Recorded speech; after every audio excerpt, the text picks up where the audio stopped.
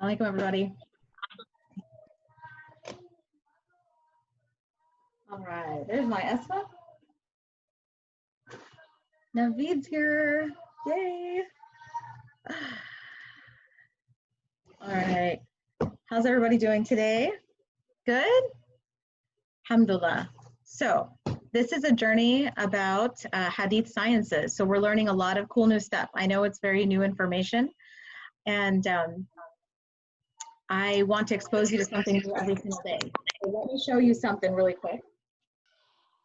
Thank you everybody for joining today. I know that you all have a lot of places you'd rather be. Is anyone just getting out of bed? Anybody? I don't want the answer to that question. Okay, so we are talking about Hadith sciences. So yesterday we just got started, and I told you that we're going to be really focusing on Riyadh al-Salihin. But let me show you a couple of other. I don't want you to think that Riyadh al-Salihin is the only way to go. Here's an example of another collection. Here we have a 2-volume set of Sahih Muslim. Okay, so if you were to go through this one, you would see very similar, with the Arabic and the English. You'll see another organization here, Sahih Muslim. You also have, here's another famous one, 40 Hadith of Nawawi. Okay, and this one is a 3-volume set. So we have 3 volumes here, right? So these are just some that I wanted to show you to be exposed to. Does anybody remember which Hadith scholar we talked about yesterday? Anybody remember? Welcome. Assalamu alaikum. So who can tell me? Al-Bukhari. Yes, good memory. We talked about Al-Bukhari. Oh yeah, Al-Bukhari finished memorizing the Quran. Yes, he did. You guys are amazing. Okay. Yeah, when did he finish memorizing the Quran? At the age of? At the age of 10. Age of 10. Very, very good. I forgot I was still there. Yes, age of 10. So then today, actually, we want to talk about one more scholar. Every day we're just going to take, a new scholar. So today we're going to talk about Imam Muslim before we go on to some other subjects. So the other leading scholar of Hadith is Imam Muslim, okay? And so please feel free to take notes. Maybe some of you have printed out that document that I shared with you on the website, but this is a little bit about Imam Muslim. This is another authentic Hadith scholar. Okay, so Imam Muslim is one of the leading scholars and memorizers of the Prophet's narrations and reports. So these people have like really long names, right? So just stay for the ride. I mean, this name is really long. It goes like this. He is Abu al-Hussein Muslim ibn al-Hajjaj ibn Muslim ibn Ward ibn Kushada al-Kushayri an-Naysabur. Okay. That's all one name? That is one name. So yeah, it literally takes like a line and a half to even, takes a line and a half just to say his names. So he's one of the leading scholars and memorizers of the Prophet's narrations and reports. His Hadith collection is regarded as one of the 2 most authentic books of Hadith alongside Bukhari. Okay, so you should know on the Kahoot today that Sahih al-Muslim is, Sahih. He is a, he is a reliable, authentic source of Hadith. Let's learn a little bit about his birth and his early life. So Imam Muslim was born in Nishapur in 206 AH. I mean, I know like that number just sounds like the dinosaur ages. We're used to numbers like 2000 something. I know what most of you were born after 2000. Some of us were born before 2000. I was born like in 1979. Asma, my daughter, was 2008. So these, numbers like 200, it just sounds so crazy because it's like a long time ago, but it is what it is. So Imam Muslim was born in Nishapur in 206 AH, which is 821, from a noble Arab tribe called Kushair. He had a knowledgeable family and good conduct. His father was a regular attendant of circles of knowledge, an upright man. And, he was in a town that's replete with Islamic knowledge. So we can know that he came from a very Islamic background. Abu al-Hussein Muslim. So that's his, it's not just Muslim, but we can also call him Abu al-Hussein Muslim. He grew up stuck on knowledge, He began his knowledge journey at a tender age. As Imam ad-Dahabi said, the beginning of his hadith learning was in 218 AH from Yahya ibn Yahya at-Tamimi. So if we do the math, and if he was born in 206 and he started learning in 218, you subtract it. 218 minus 6 is 12. So he was 12 years old when he started learning. You can get one cheesecake and I'm going to get the other cheesecake. Oh, okay. I got two. Can I get the turtle? I'm not sure. I'm pushing mute, guys, but I don't know what's going on. Okay, there. So I heard people talking about cheesecake, so it's like somewhere. Okay, so yeah. So he was only 12 years old when he started learning circles of hadith. Now I'll tell you a little bit about his pursuit of knowledge. So he, as Suyuti said, he traveled to Basra when he was 14. Then he went to Hijaz to perform Hajj and study hadith under imams of hadith in Mecca and Medina. Then he traveled to Egypt, the Levant, Iraq, and returned to Arait and then Khurasan. He remained about 15 years pursuing knowledge of hadith. During that time, he collected more than 300,000 hadith. He traveled to these places more than once without any tiredness or weariness. In these tours, he was bent on seeking knowledge, scrutinizing the narrators of hadith, and gaining the fruits of knowledge. Okay, once again, as we're talking about this, I just want to remind everybody, including myself and my children, why are we talking about this? Because hadith, when you are talking about hadith, it's from individual to individual. We're describing the Prophet. We're learning for guidance, about our religion. So it's important to know who are these people who transmitted the hadith, right? That's why we're learning about this. So when, these are not just your normal people out there. These are people who transmitted hadith that we live by, right? We have to trust. And when you have to trust something, you have to know a little bit about them, right? Okay, now moving on to Sahih Muslim's sheikhs and students. He studied under a great deal of scholars of hadith and narrated hadith from numberless people. Among his scholars that he narrated hadith from were Abdullah ibn Maslama al-Qan'abi, Yahya ibn Yahya al-Nusaybari, Qutayba ibn Sa'id, Sa'id ibn Mansur, Ahmad ibn Hanbal, Ishaq ibn Rahuway, Abu Kuthayma Zuhair ibn Harb, Abu Qurayb Muhammad ibn al-A'la, Abu Musa Muhammad ibn Muthanna, Muhammad ibn Yahya al-Duhaili, Abu Muhammad ibn Ismail al-Bukhari, and Abdullah Abdarmi and others. So his sheikhs were about 220 from the narrators of hadith. He accompanied also Imam Bukhari. So he did know Imam Bukhari, and he actually learned from Imam Bukhari, okay? To the point where he just respected him so much. He just had complete respect for Imam Bukhari as well.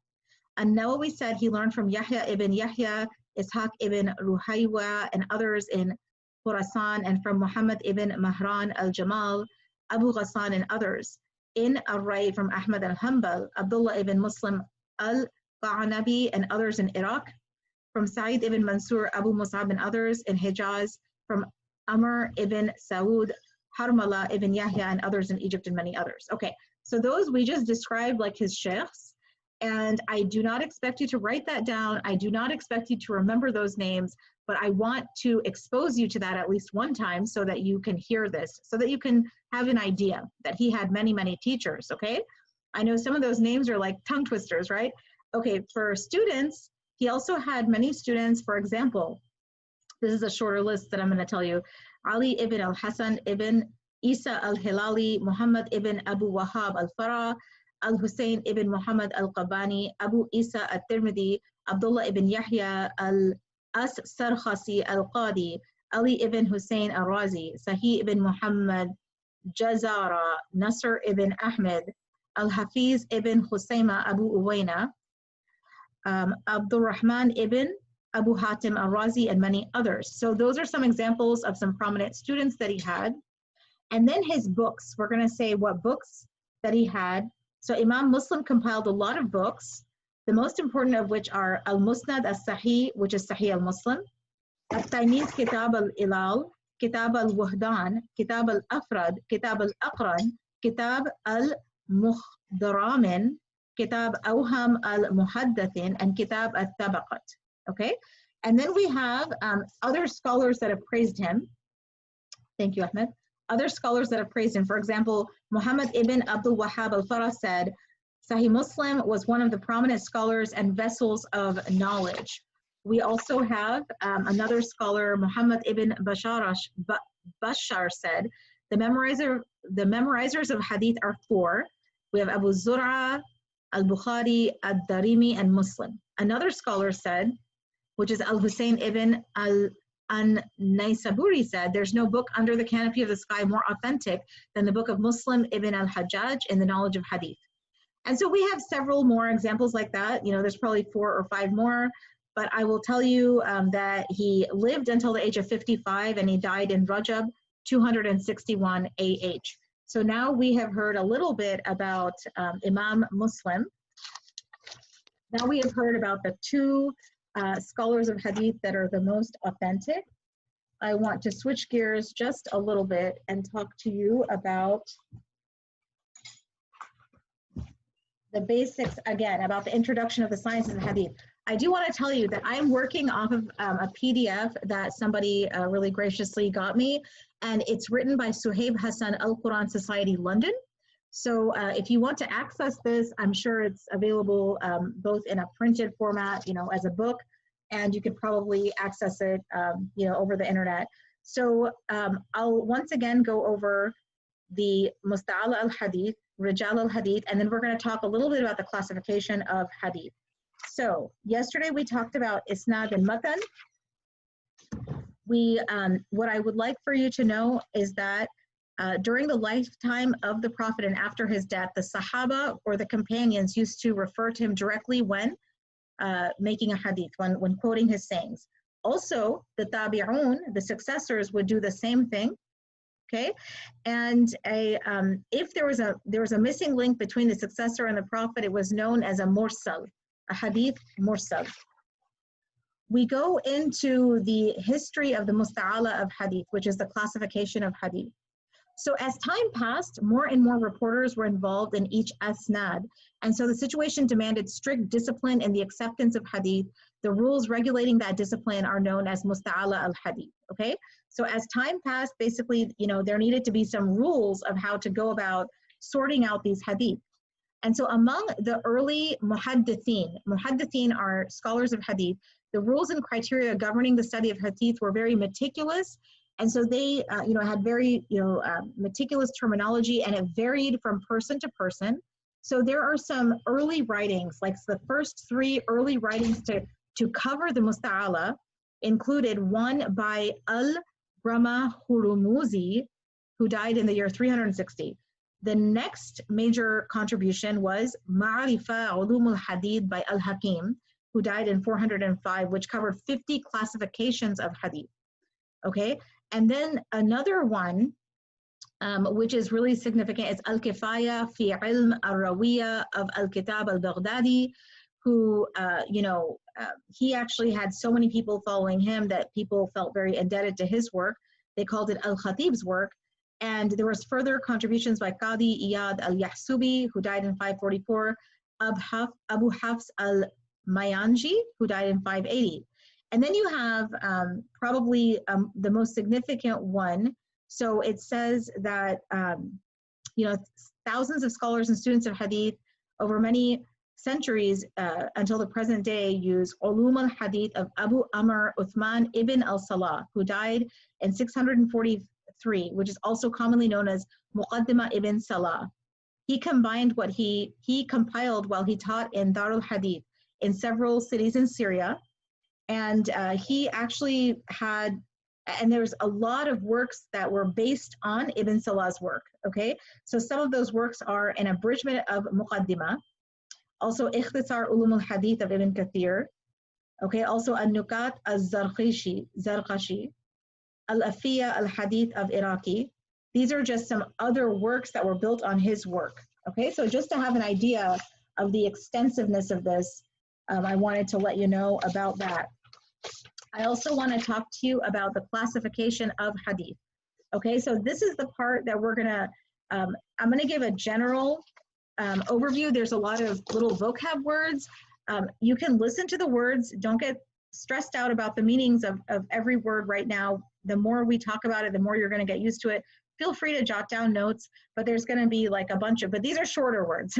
You know, up until now, we're having some very long words. Now we're going to have shorter words, but it's going to be several words that describe the classification of hadith, okay?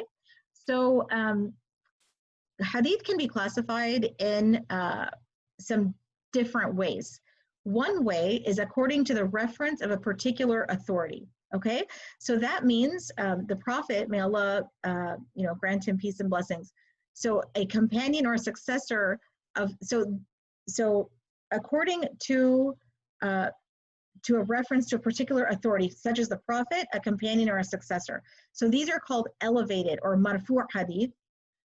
Okay, mawquf, which is a stopped hadith, and maqtu, which is severed respectively. Okay, so some of the words that we are going to learn under that section are marfu', which is elevated, mawqut, which is stopped, and maqtu', which is severed. Okay, so as you can see, what I want you to understand before worrying about memorizing the meanings of these things is just, I want you to get a feeling for the level of detail that hadith were analyzed with. That is kind of what I want you to take away from this, is that hadith are not just something simple to be overlooked. I mean, the hadith that we have in collections, they're really, you know, analyzed by these scholars and described in these different terms. So they were described as either elevated, you know, marfu', mawquf, stopped, or maqtu', which is severed. Another way that you can classify hadith is according to the links on the isnad. Okay, so we talked about what the isnad is, which is like who is, you know, transmitting the hadith. So according to looking at that, you can actually classify the hadith. So it could be that the isnad is interrupted or uninterrupted. The musnad, for example, the supported hadith, the muttassil is the continuous isnad, the munqati is broken isnad, mu'allaq is hanging, mu'adil is perplexing, and mursal is hurried. You can see how many different ways even just the isnad can be described, right? So even when you're looking at all these hadith, or when the scholars were looking, they can simply look at the isnad part and describe it in so many different terms, okay? Another way that you can classify hadith, there's about 7 different ways, right? So another way is according to the number of reporters involved in each stage of the isnad. So mutawatir means consecutive. Ahad means isolated. The latter being divided. So the ahad can be divided, the isolated hadith can be divided as gharib, which is scarce or strange, aziz, which is rare or strong, and masbur, which is famous. So you can even see that even among the ahad isnad, even the ahad are just, you know, divided into 3, okay? So another way you can classify hadith, and I'm really proud of you guys for listening and holding on tight. Another way is the manner in which the hadith was even reported. You can classify hadith that way. So for example, using Arabic words on the authority of. So all the hadith that say on the authority of, they classify them in one way. Also, haddathana, like he narrated to us. Even if all the hadith that say it that way, sometimes they put that in a group. Another word is akhbarana, he informed us. Or sami'tu, I heard. So all the hadith that say I heard the Prophet say something, you know, that is sometimes classified as one kind. So in this category falls the discussion about mudallas or concealed, and musallal. Okay, musallal would be a uniformly linked hadith. Okay, so these are just everything to do with the manner in which the hadith is reported. So we've gone through 4 of the ways out of 7. Number 5, according to the nature of the matan and the isnad. So you know, this is just another way. So the nature of the matan and the isnad, if some scholars are looking at that, that's one way they're going to classify the hadith. Number 6, according to a hidden defect found in the isnad or text of hadith. If there is a defect in the isnad or the text, those defects can even be categorized. And then that can even be a way of categorizing the hadith out. So for example, a hadith mu'allal is a defective hadith. That is explained separately. Okay, so that can be explained separately because they may have to say, well, this one is explained separately because it's mu'allal, it has a tiny defect somewhere. Or another way might be maqlub, it's overturned, right? Another one, mudtarib or shaky. These are descriptions of the hidden defect hadiths, okay? And then finally, according to the reliability and memory of the reporters. Those are the ones which, when I tell you about that in a few minutes, I want you to know those And those are the ones we're going to focus on today. But the reliability of the memory of the reporters. So for example, Sahih Hadith, it means a sound, authentic Hadith. That is a Kahoot question, okay? A Hasan is the next one. So you can think of them as like levels. We always want to go with a Sahih Hadith, meaning that if it's a Sahih Hadith, the memory... Can you please repeat that again? Yeah, Sahih Hadith means sound. The memory of the reporter is sound. Sahih, it's been proven, there's no doubt. So the Sahih Hadith is the most authentic kind of Hadith. So the two Sahih scholars we learned from, today we learned Muslim, Imam Muslim, and yesterday we talked about Bukhari. Those two collections are Sahih Hadith, okay? The next one under that is called Hasan. That means good, okay? The memory and reliability is good. You know, it's not bad. It's not super excelling, but it's good. That's called Hasan. Then you have Da'if, which means weak, the weak Hadith. And nowadays, you know, when we're living our busy life, honestly, we usually run to the Sahih Hadith. You know, we need some Hadith about something, we're running to the best one, right? It's like, you know, it's kind of like, you know, you're always going to the fastest internet or something like that. We run to the, you know, authentic. Usually we don't go and you know, even bother with like the weaker ones. But, you know, once you get more and more, you know, into studying the Hadith, you may, you know, look at the weaker Hadith just to know, you know, what to do and what not to do, or what to follow, what not to follow. Then you have, the fourth one is Mawdu' or fabricated. Yes, ma'am, you can. Yes. For Kahoot, say salam to everybody. Okay. So, we have Mawdu', which is fabricated or forged. This is something we have to be a little bit careful about, the fabricated Hadith. Okay, so you don't want to go to a fabricated Hadith, and we will, fabricated means, you know, it's not authentic. It's not reliable. We're not going to count on that Hadith. If there's a certain area that we want to know about and get guidance on, we're going to go to the authentic Hadith, okay? So we'll talk about these words a little bit more. Okay, so that is, yeah, we'll try to get a few examples of some of these, inshallah. So now we know that there's 7 main ways that we can, you know, that we can classify Hadith. So let's see, the next one I'm gonna do. Yeah, all right. So I may show you an example using my DocCam, but for now, I'll talk to you. So some of the words we talked about, the first classification of Hadith was according to the reference of a particular authority. So this word, you can write the meaning because it has to do with Sahih, but we talked about the word marfu'. Marfu' means elevated. It's okay if you write that down because it has to do with the Sahih Hadith. So, you know, a narration of the Prophet may have, you know, where the messenger, you know, where it says the Messenger of Allah said. So, for example, and I can give you, let me share my. So, it says Al-Bukhari. So the Messenger of Allah said. So this is the first hadith of Sahih al-Bukhari, and it says Al-Bukhari reported from Al-Humaydani, who reported from Abdullah bin Zubair, from Sufyan, from Yahya, from Sa'id, from Al-Ansari, from Muhammad ibn al-Ibrahim, from Taymi, from Al-Qama bin Waqas al-Laythi, who said, I heard Umar ibn al-Khattab saying, while on the pulpit, I heard Allah's messenger, may Allah bless him and grant him peace, saying, the reward of deeds depends on the intentions, and every person will get the reward according to what he has intended. So whoever emigrated for worldly benefits or for a woman to marry, his emigration was for what he migrated for. This is an example of the first elevated hadith, okay? Now, if you look at the next one, which is the next word is mawqut, you don't have to write this one down. I just really think the elevated one is probably more important. But this one is called stopped. So it's a narration from a companion where it's in his own statement. So Al-Bukhari reports in his Sahih in Kitab al-Fara'id, the book of the laws of inheritance, that Abu Bakr ibn Abbas and Ibn Zubair said, the grandfather is treated like a father. So here, you know, this is a teaching of the Prophet, but it says Ibn al-Zubair said this. And this is a teaching of the Prophet, but we're not seeing that the messenger said this. It is like the mawqut means it's stopped, okay? But it is a teaching of the Prophet. And the other one in this group is maqtu, which means severed. Severed. That word means severed, and this means a narration from a successor.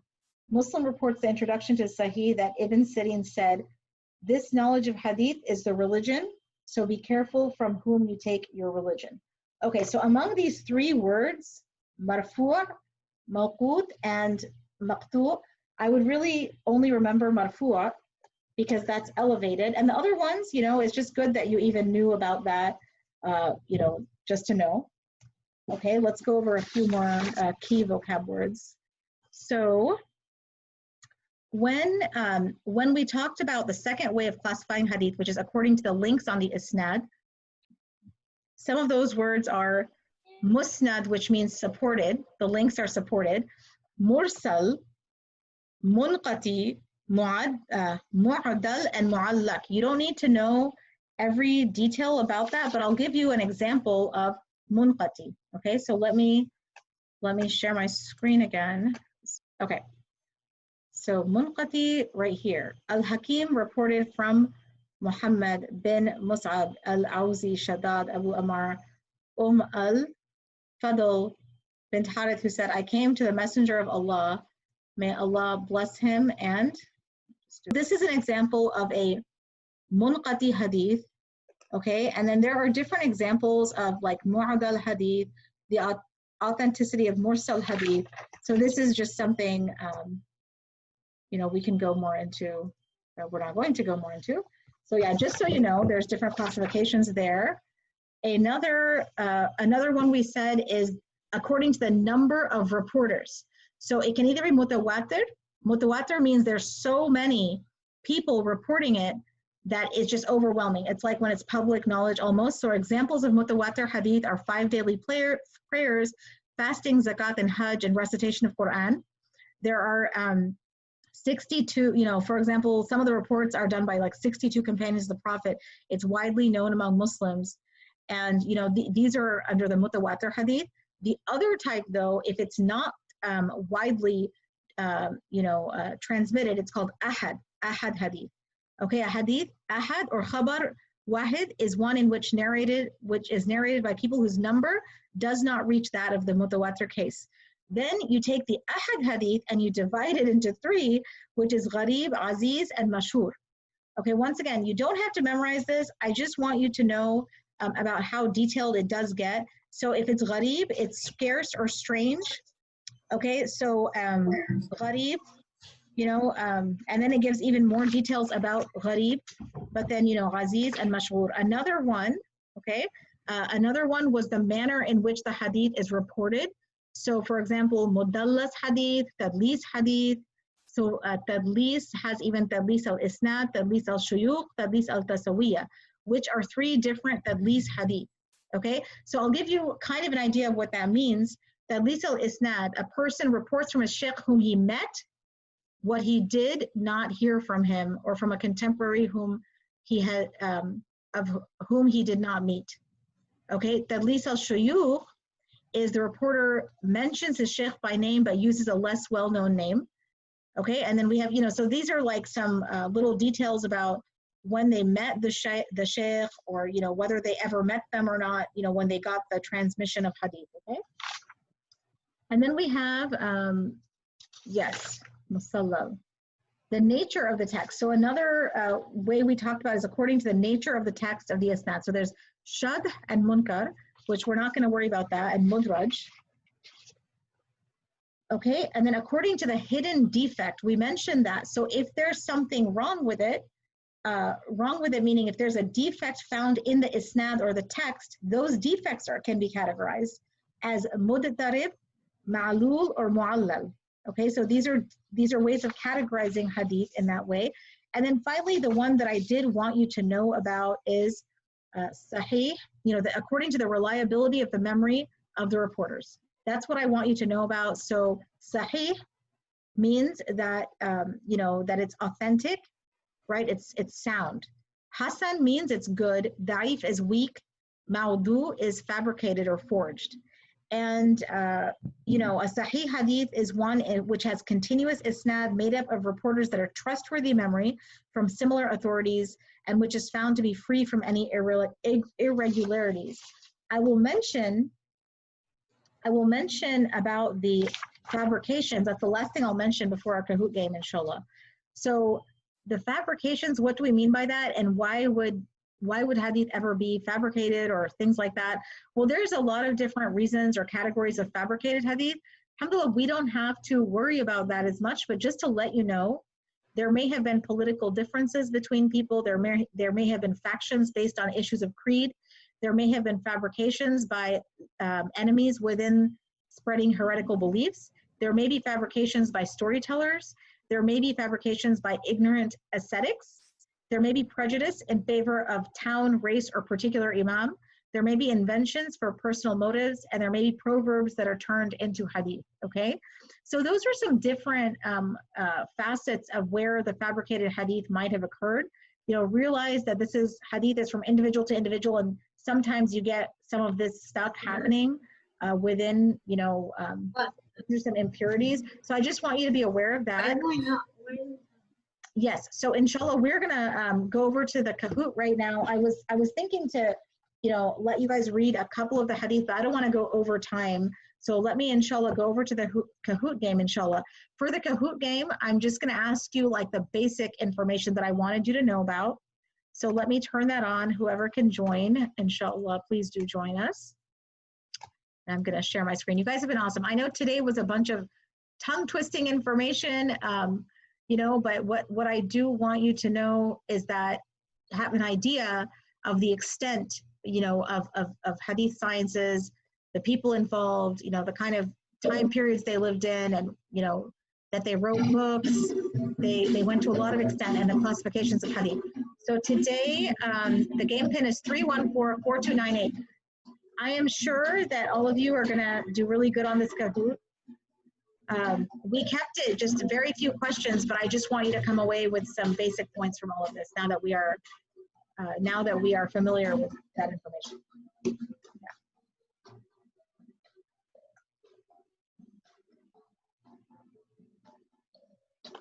I would encourage all of you to join this Kahoot because it is literally like 5 questions today. When I logged in.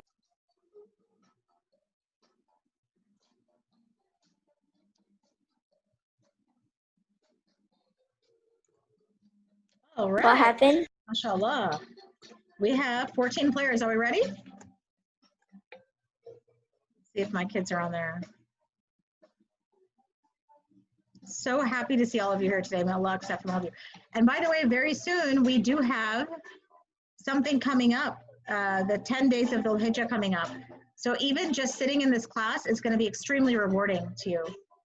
You know that the 10 nights of Ramadan are the best nights, but the 10 days of Dhul Hijjah are the best 10 days. So do every little good deed you can, even if it's sharing a penny, being nice to your siblings, being respectful to your parents, whatever it is, giving a helping hand. I'm happy to see all of you. We're going to get started, okay?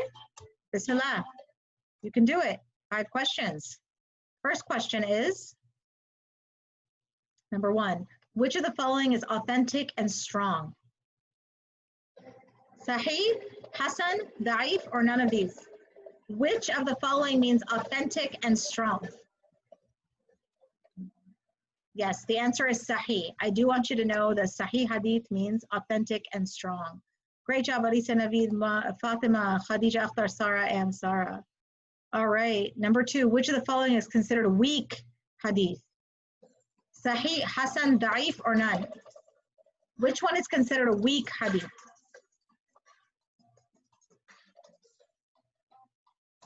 Yes, excellent. Good job, everybody. It skipped me. Oh, who's speaking? Me. Asma? Yeah.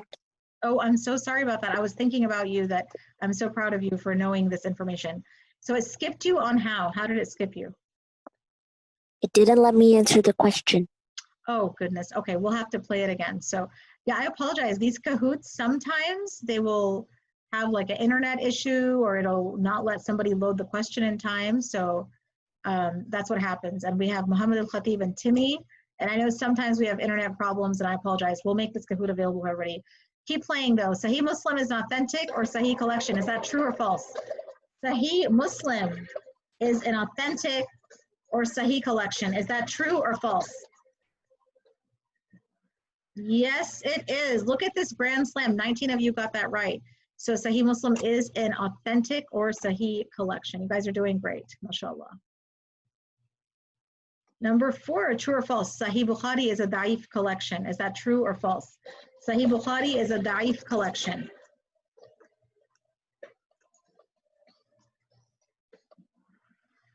That is false. Very, very good. Another sweeping victory. You guys are learning this, and I'm so proud of you.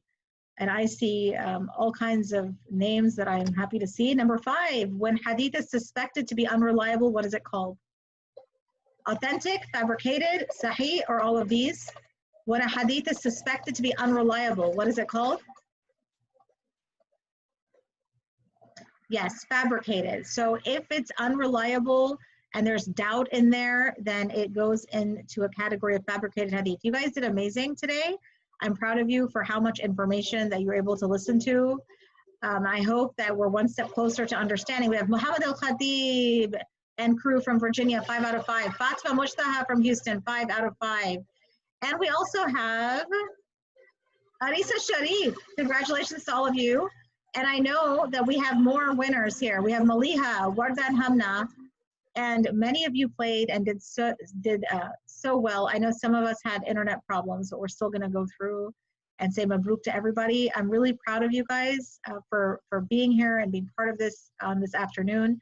We have Arisa, Fatima, Muhammad Al-Khatib, Maliha, Wardan Hamna, Timmy, Big Chungus, Purple Hearts, Naveed, Sarah, Mariam, Khadija, Hania, Asma, Lana, Aisha, Lena, Hania, Shanzo, and Shanzo, and we even have Aban and Hania. I'm super, super, super happy to see all of you here. Let's do a quick dua. I make really sincere dua for all of you for being very strong, knowledgeable Muslims and to continue to grow in your knowledge of Islam, inshallah, and to continue to be a blessing for you and your families in the Muslim Ummah. Subhanaka Allahumma wa bihamdik. Ashhadu an la ilaha illa anta astaghfiruka wa atubu ilayk wal asr. Innal insana lafi khusr. إلا الذين آمنوا وعملوا الصالحات وتواصوا بالحق وتواصوا بالصبر. Have a great day, everybody. We'll see you here, inshallah, tomorrow. Assalamu alaikum wa rahmatullah.